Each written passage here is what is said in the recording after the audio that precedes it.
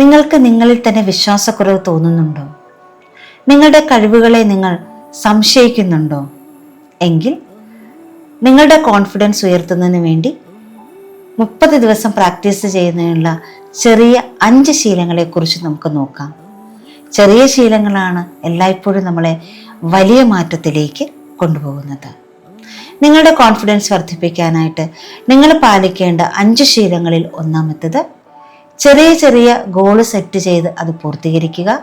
ഓരോ ഗോളും പൂർത്തീകരിക്കുമ്പോൾ നിങ്ങളിൽ ആത്മവിശ്വാസം കൂടുന്നു. ഐ ആം കേപ്പബിൾ എന്ന് നിങ്ങൾക്ക് ഫീൽ ചെയ്യുന്നു.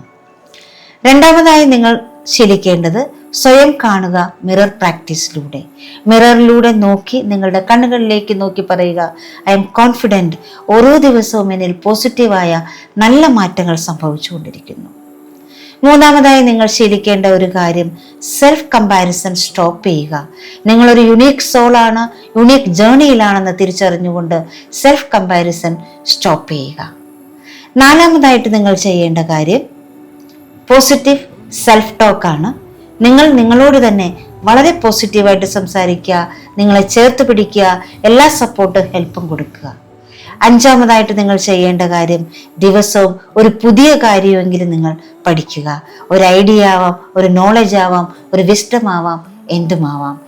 ഈ 5 ശീലങ്ങൾ 30 ദിവസം നിങ്ങൾ നിരന്തരം പ്രാക്ടീസ് ചെയ്ത് കഴിഞ്ഞാൽ തീർച്ചയായിട്ടും നിങ്ങളുടെ ആത്മവിശ്വാസം ഉയരും. ചെറിയ ശീലങ്ങൾ വലിയ മാറ്റത്തിലേക്ക്. Thank you.